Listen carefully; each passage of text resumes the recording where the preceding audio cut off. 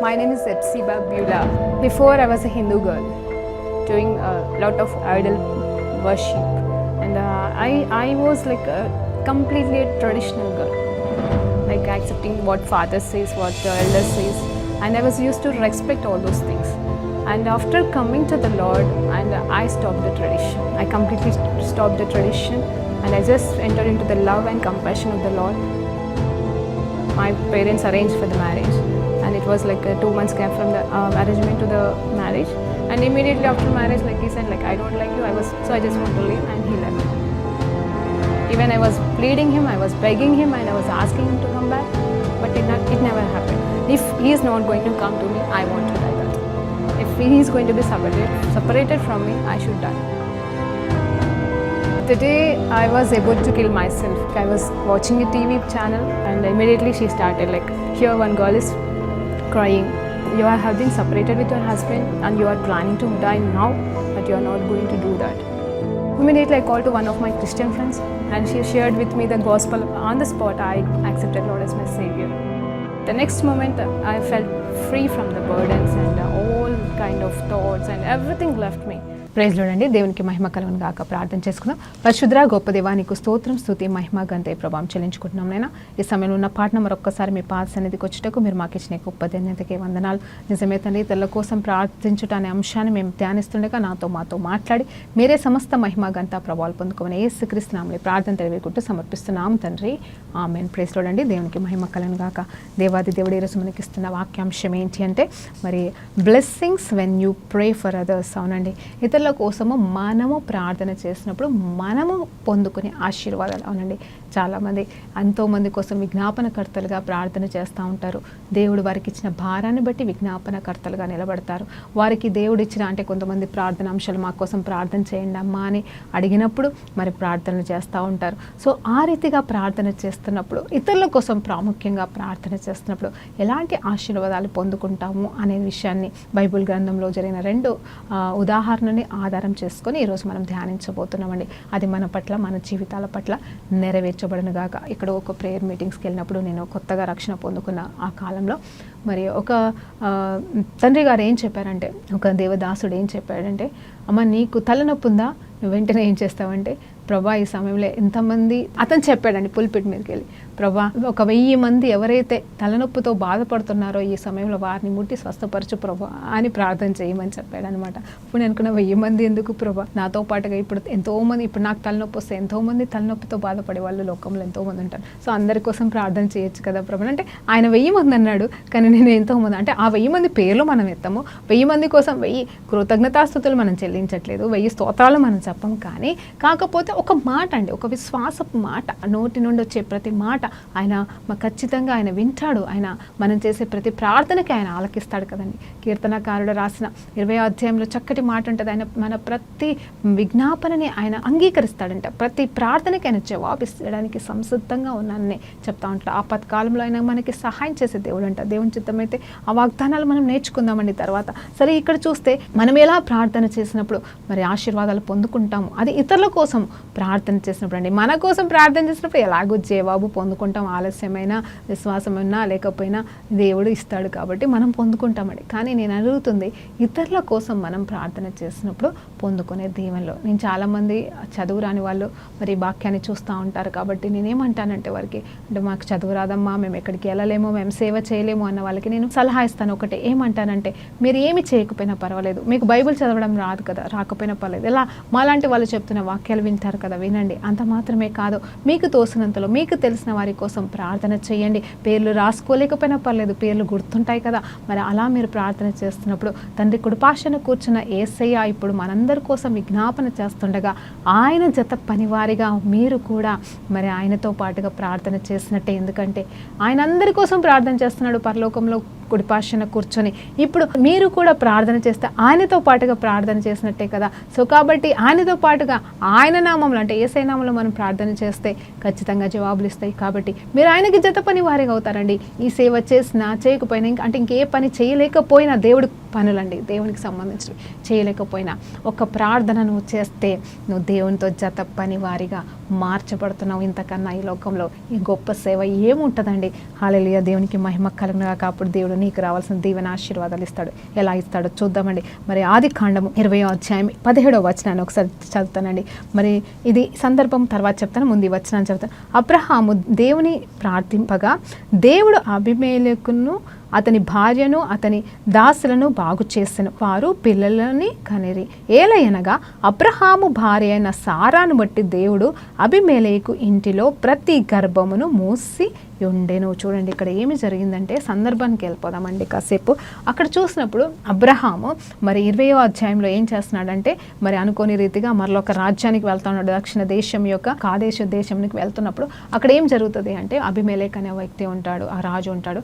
ఆ ప్రదేశంలో అక్కడ దేవుని భయం వారికి ఉందో లేదో, మరి సారమ్మని చూస్తే మరి నా భార్య అని తెలిస్తే నన్ను చంపేసి తను తీసుకెళ్ళిపోతారని మరలా, అంటే ఇది సందర్భం ఒకటి 12వ అధ్యాయంలో కూడా జరిగిందండి. అంటే మొదట్లో కూడా జరుగుతుంది, ఇది రెండోసారి జరిగిన సంఘటన. మొదటిసారి దేవుడు కాపాడతాడు. ఎలా తెలుసండి, సారాను బట్టి దేవుడు మరి జోక్యం కల్పించుకొని అక్కడ కూడా మరి ఆ రాజుతో మాట్లాడి మరి విడిపిస్తాడు. ధనవంతుడిగా అబ్రహాం అయిపోతాడు. సారాన్ని బట్టి దేవుడు జోక్యం కల్పించుకోవడం, సారాన్ని బట్టి అబ్రహాం ధనవంతుడు అయిపోవడం అనేది జరుగుతుంది. ఇక్కడ మళ్ళా అదే కొన్ని సంవత్సరాల తర్వాత మళ్ళీ ఇక్కడ కూడా అప్పటికి అంటే ఇక సారమ్మకి ఇస్సాకు పుట్టక ముందండి ఈ సందర్భం. సో ఇక్కడ ఏమవుతుంది అంటే, మరి అక్కడ సేమ్ మళ్ళీ అమ్మో మనం అక్కడికి ఆ రాజ్యానికి వెళ్తున్నాం, వాళ్ళకి దేవుడు అంటే భయం లేదు కాబట్టి నిన్ను బట్టి నన్ను చంపేస్తారేమో, నువ్వు మళ్ళీ నా చెల్లి అని అబద్ధం చెప్పు అన్నప్పుడు సరే అని ఆమె చెప్తుంది.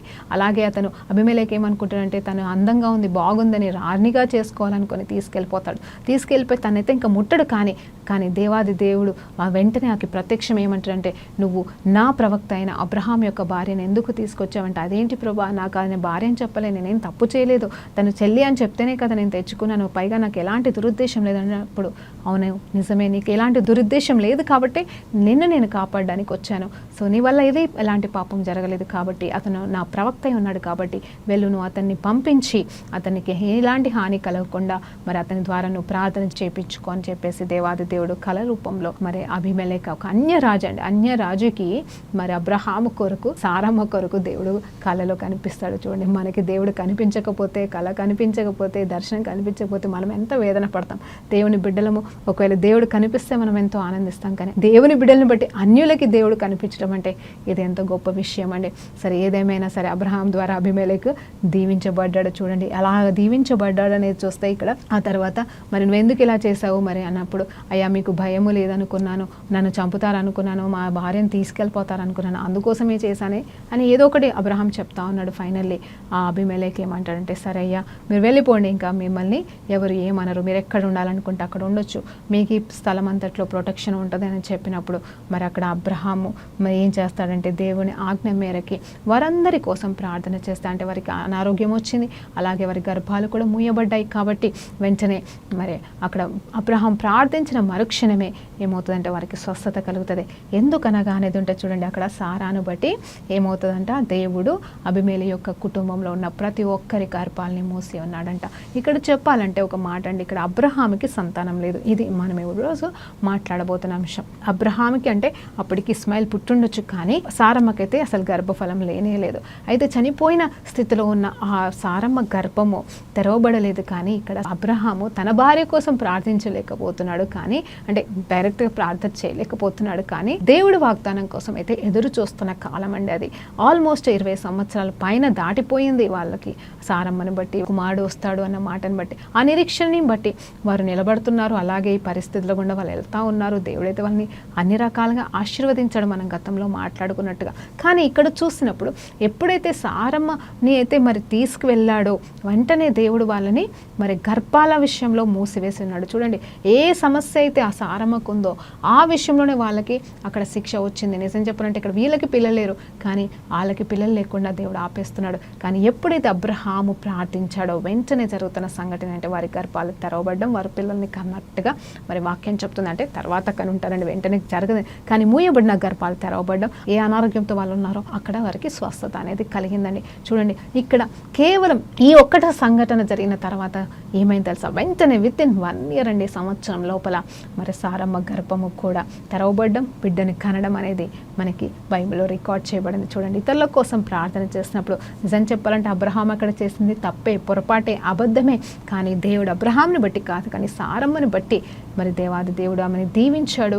అంత మాత్రమే కాదు, గర్భఫలాన్ని కూడా ఇచ్చి ఆశీర్వదించినాడు. అందుని బట్టి దేవునికి మహిమ ఘనత ప్రభావాలు చెల్లును గాక. ఇక్కడ చూద్దామండి ఇంకొక మాట, కేవలం సారమ్మకి గర్భఫలం ఇవ్వడం మాత్రమే కాదు, వాగ్దాన పుత్రుడు నిజమే అండి, 25 సంవత్సరాల ఎదురు చూపు అనేది నెరవేర్చబడింది. ఇప్పుడు నేనేమంటున్నానంటే నా జీవితంలో కూడా సంవత్సరాల నుండి మీరు ప్రార్థన చేస్తున్నారేమో, సంవత్సరాల నుండి జరగట్లేదని వేదన పడుతున్నారు. ఇది మరి ఒక చిటికా లాగా తీసుకోండి, మరి ఒక చిన్న ఏమంటారు షార్ట్ కట్ లాగా తీసుకోండి. షార్ట్ కట్స్ ఉండవండి దేవుల్లో. బట్ ఏంటంటే ఈరోజు మీ ప్రార్థన మార్చేసేయండి దయచేసి. ప్రభా నాకు ఇవ్వు, ప్రభా నాకు బిడ్డలే, ప్రభా నా బిడ్డను దీవించు, ప్రభా నన్ను ఆశీర్వదించు ప్రభా అని చేస్తున్న ప్రార్థన తప్పు ప్రార్థన కాదండి, దేవుడు దీవిస్తాడు. మీ ప్రార్థనకి మరి యాడ్ చేయండి, ప్రభా నిజంగా ఇదిగో ఇప్పుడు నాకు గర్భఫలం లేదు ప్రభా, నాలాగే ఎంతమందికి గర్భఫలం లేదో ప్రభా, ఎవరందరికీ నువ్వు గర్భఫలం ఇవ్వని, మరి తెలిసిన వాళ్ళు ఎవరైనా అలాంటి వారిని ఎదుట నీ చుట్టాలలో నీ బంధువులలో సంఘంలో ఉంటే వారి పేర్లు రాసుకుని వారి కోసం నీకంటే ఎక్కువగా వారి కోసం ప్రార్థన చేయడం ఆరంభించు. వారితో పాటుగా నీ కోసము ప్రార్థన చేసుకో, నువ్వు ఆశీర్వాదాలు చూస్తావు తప్పకుండా. హల్లెలూయా, దేవునికి మహిమ కలుగునుగాక. సో కాబట్టి నీ సమస్య తొలగించబడాలంటే నువ్వు ఇతరుల సమస్య కోసం నువ్వు నిలబడు, దేవుడు ఖచ్చితంగా గొప్ప కార్యము చేసి నిన్ను దీవిస్తాడు, ఆశీర్వదిస్తాడని దేవుని పేరిట ఇక్కడ నేను మనవి చేస్తున్నాను. అయితే ఇంకొక సందర్భాన్ని తీసుకుందాం. అది ఎవరి గురించి అంటే మన యోబు గారు ఉన్నారు కదండి, మరి యోబు భక్తుడి గురించి మనము ధ్యానించాలంటే మనకి సంవత్సరాలు సరిపోతాయేమో నాకు అనిపిస్తుంది. ఎందుకంటే ఆయన వర్ణిస్తున్న విధానం, ఆయన అనుభవించిన వేదనలో నిజమే కొద్ది రోజులేనండి, 40 రోజుల పాటే, కానీ ఆయన అనుభవించింది మాత్రం చాలా పెద్దదండి. సమస్య చాలా పెద్దది, అనుభవించింది కొన్ని రోజులే, కానీ తను ఎదుర్కొన్న సమస్యలు చాలా పెద్దవి. ఎలాంటి సమస్యలు తెలుసా అండి, స్నేహితుల ద్వారా తను ఇబ్బంది పడ్డది భయంకరమైనది. నిజం చెప్పాలంటే క్లుప్తంగా మనము ఆయన జీవితాన్ని ధ్యానిస్తే ఆయనైతే ఆశీర్వదించబడిన వాడు, ఆయనైతే నీతిమంతుడు, దేవాది దేవుడే సాక్ష్యం చెప్తున్నాడు చూసారా అని సాతానుతో, ఇదిగో నా కుమారుడైన యోబు నీతిమంతుడు, మరి అతనిలో ఏ కల్మషము లేదు, ఏ నిందా లేదు అని చెప్పేసి మాట్లాడుతూ ఉన్నాడు. ఆ సాతాను ఏమంటుందంటే దేవుని దగ్గర నువ్వు దాన్ని సంపూర్ణంగా నిర్మూలన చేయి అన్ని రకాలుగా అన్ని విషయాలలో, అప్పుడు ఖచ్చితంగా నిన్ను నిందిస్తాడు, ఖచ్చితంగా మరి తను కూడా పాపంలో పడిపోతాడని మరి సవాలు వేస్తే ఎవరు సాతానండి. అప్పుడు నిజంగానే దేవుడు కొన్ని రోజుల మరి సాతానికి అప్పచెప్పడం అనేది జరిగింది. అంటే ఆ పరిస్థితులు అప్పుడు మొదటిగా అన్ని వైపుల నుండి యోబు అన్నీ కోల్పోతే ఒకటే రోజున, అవునండి ఒకటే రోజున అన్నీ కోల్పోయాడు, పిల్లల్ని కోల్పోయాడు, ఆస్తి అంతస్తు సమస్తం కోల్పోయాడు. అదే రోజు తను కంప్లీట్గా శరీరానుసారంగా కూడా సిక్ అయిపోయాడు, మొత్తం పుండ్లతో శరీరం అంతా పుండ్లమయమైపోయి మరి అనారోగ్య పరిస్థితి ఉన్నప్పుడు భార్య కూడా చచ్చిపోయి ఇంకెందుకు అంటున్నా కూడా లేదు యెహోవా ఇచ్చని యెహోవా తీసుకున్నాడు, నా దేవుడి మీదనే నేను ఆధారపడతాను, ఆయన మేలు చేసినా నాకు సంతోషం, ఆయన కీడు చేసినా నేను మాత్రం ఆయన నిందించను, ఆయనే చూసుకుంటాడు, ఆయన నన్ను నడిపిస్తాడు, ఆయన చిత్తమే జరుగునుగా కానీ సమర్పించుకొని నిదానించుకొని తన బాధ్యత తను పడుతుంటే మరి స్నేహితులు అంటే ప్రాణ స్నేహితులు, మంచి స్నేహితులు అండి. చూడండి ఇక్కడ యోబు యొక్క స్నేహితులని బైబిల్ చెప్తుంది క్లియర్గా. శత్రువులు కాదండి, జాగ్రత్త, శత్రువులు ఎన్నో అంటారు, ఇంకా వీడి పని అయిపోయింది బాగైపోయింది అంటారు.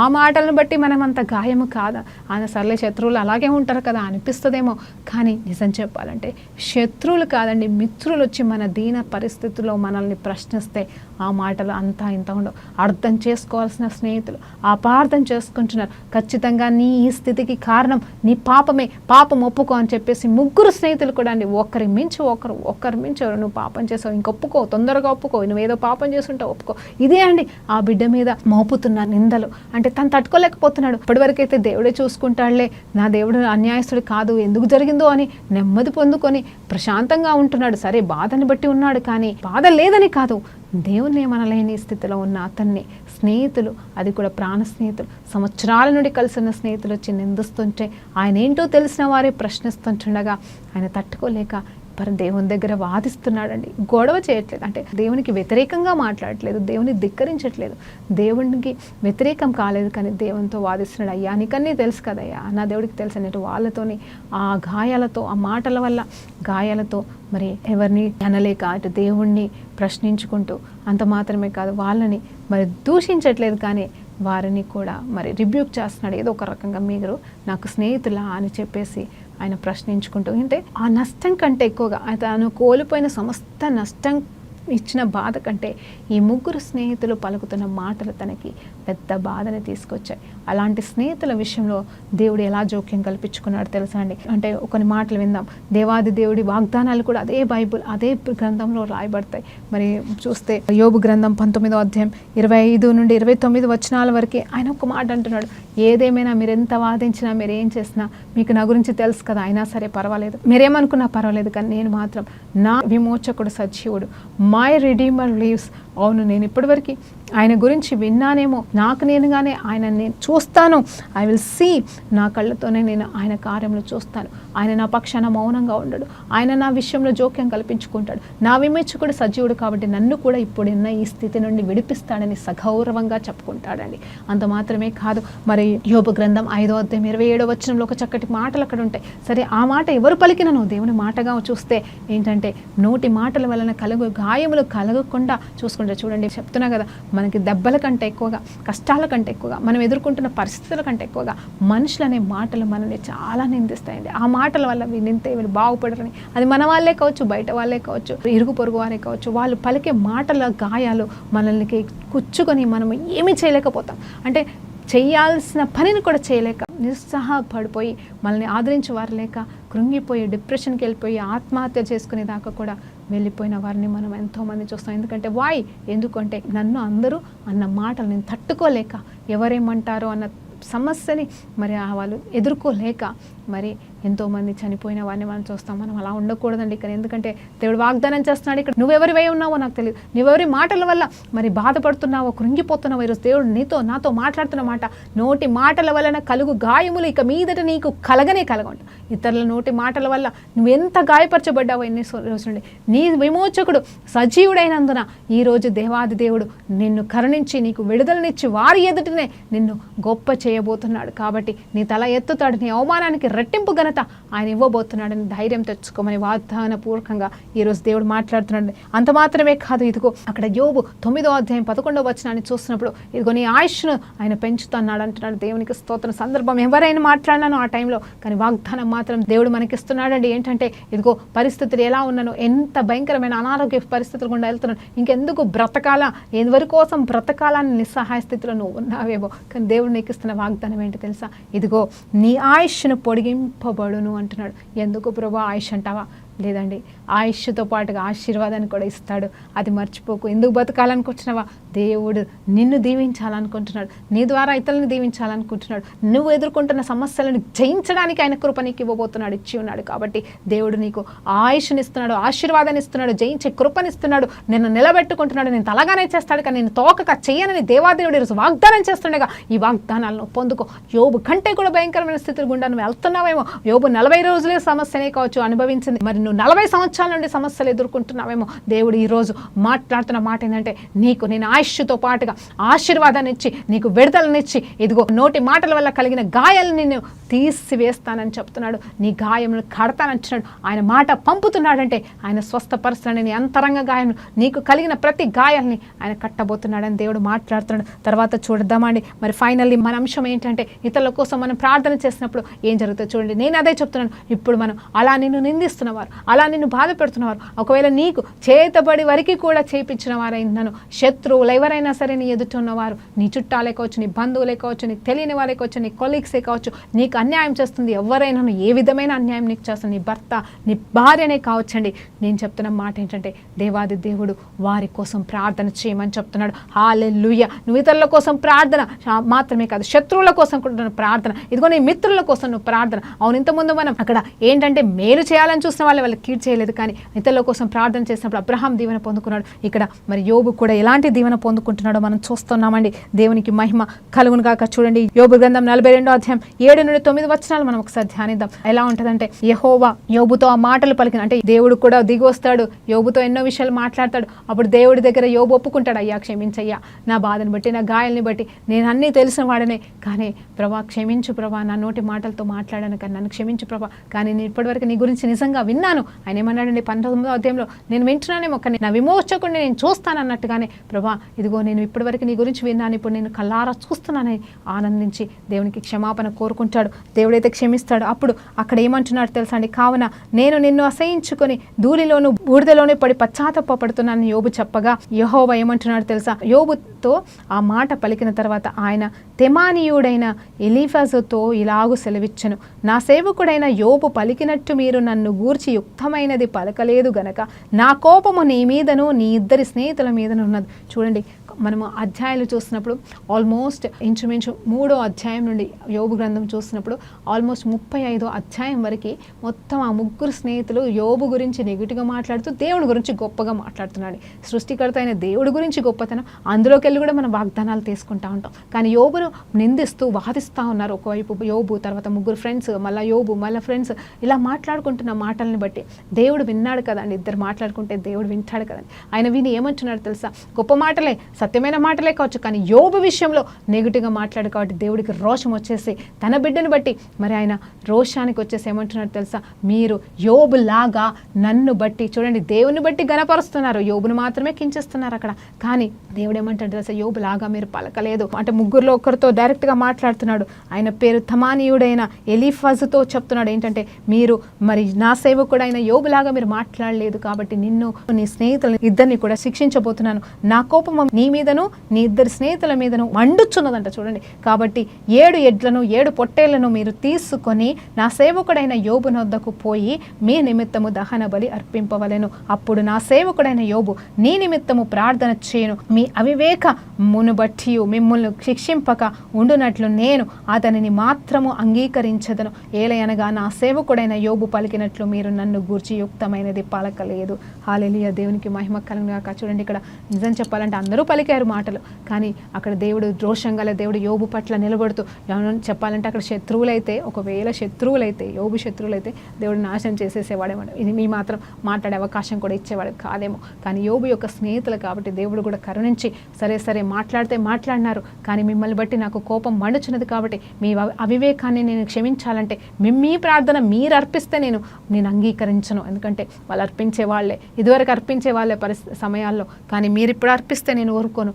కానీ నా స్నేహితుడైన నా యోబు మిమ్మల్ని బట్టి మీ అర్పణలు అర్పిస్తానే, అతన్ని బట్టి నేను మిమ్మల్ని క్షమిస్తానని చెప్పేసి 7 పొట్టేలను 7 మేకల్ని తీసుకొని ఎడ్లను తీసుకొని రమ్మంటాడండి. హల్లెలూయా, దేవునికి మహిమ కలుగుగాక. అప్పుడు దేవుడు వారిని క్షమించడం అనేది జరుగుతుంది. అంటే వాళ్ళు ఆ 9వ వచనం చూసినప్పుడు వారు ముగ్గురు కూడా మరి దేవాది దేవుడు చెప్పినట్టుగా చేసి అక్కడ మరి ఆ క్షమాపణ అర్పణకి మరి యోబు దగ్గరికి తీసుకొచ్చినప్పుడు యోబు అర్పించి వారి కోసం ప్రార్థన చేయగా వారు క్షమించబడ్డారు. చూడండి, ఈ లోకంలో బలమైన ప్రార్థన ఏంటంటే క్షమించబడుట. నిజంగా ఈ లోకంలో కావాల్సింది, ప్రతి ఒక్కరికి మొదటిగా కావాల్సింది క్షమించడం. ఆశీర్వాదాలు, అద్భుతాలు ఇవన్నీ ఒకెత్తండి, కానీ ఈ లోకంలో మనము దేవుని చేత క్షమించబడట అనేది చాలా గొప్ప కార్యం అండి. అది మనకి కావాలి. దేవుడు ఎప్పుడు మనల్ని క్షమించే దేవుడే, కానీ మనం అడగవలసిన వారిగా ఉన్నాం. చూడండి, మనము ప్రార్థిస్తే దేవుడు క్షమించకపోతే ఇంకెవరు ప్రార్థిస్తే క్షమిస్తాడు అనేది కూడా ఇక్కడ మనకు అర్థమవుతుంది. కాబట్టి అంటే మనం ఇతరుల విషయంలో మనం తప్పు చేస్తే, అందుకే అంటారు, మీరు ఎవరినైనా సరే క్షమించలేకపోతే, మీరు ఎవరి విషయంలో అయినా అన్యాయం చేస్తే ముందు అక్కడికి వెళ్ళి క్షమాపణ కోరుకోండి, ముందు సమాధాన పరచబడండి, అప్పుడే నేను క్షమిస్తాను, మీరు ఎవరిని క్షమిస్తారో నేను క్షమిస్తానని గొప్ప అర్హత యోగ్యత ఇచ్చాడు. అంత మాత్రమే కాదు, మీరు ఎవరిని క్షమించకపోతే నేను కూడా మిమ్మల్ని క్షమించనని యేసు ప్రభు వారు డైరెక్ట్గా మనతో మాట్లాడట్లేదండి. చూడండి, ఇక్కడ యోబు వారిని క్షమించాల్సిన అవసరం లేదు, దేవుడు క్షమిస్తే చాలు. అలాగే మరి యోబును బట్టి దేవుడు వారిని క్షమించడం అనేది జరిగింది. చూడండి, పాత నిబంధన ఎప్పుడు కూడా మనకి నేర్పిస్తుంది, కొత్త నిబంధన ఎప్పుడు మనల్ని నడిపిస్తున్నట్టుగా రెండు కూడా ప్యారలల్గా రైలుకి 2 పట్టాల్లాగా వెళ్ళిపోతూ ఉంటాయండి. ఆ యేసు ప్రభు యొక్క మాటలు ఇక్కడ మరి సాదృశ్యంగా మాత్రమే కాదు, కానీ సంపూర్ణంగా నెరవేర్చబడటం మనం ఇక్కడ చూస్తున్నాం. ఎప్పుడైతే యోబు వారి కోసం ప్రార్థన చేసి ఉన్నాడో వారు క్షమించబడ్డాడు. అంటే వారి క్షమాపణ ప్రార్థనని, వారి అర్పణల్ని దేవుడు అంగీకరించాడు. అంతకన్నా ఏం కావాలండి? దేవునికి మహిమ కలుగును గాక. ఆ తర్వాత మరియు ఇది చక్కటి మాట అండి, 10వ వచనం, మరియు యోబు తన స్నేహితుల నిమిత్తము ప్రార్థన చేసినప్పుడు యెహోవా అతని క్షేమ స్థితిని మరలా అతనికి దయచేయను. చూడండి, దేవుడు తలుచుకుంటే ఇక్కడ ప్రార్థన చేస్తేనే ఇస్తాడని కాదండి, కాకపోతే ఆ ప్రార్థన అయిన మరుక్షణం నిజం చెప్పాలంటే నువ్వు నేను ఒకవేళ అలా మన పరిస్థితి ఉంటే, అలా శత్రులే కానీ మిత్రులే కానీ మనల్ని నిందిస్తే వాళ్ళని మనము క్షమించే ప్రార్థన చేస్తామా?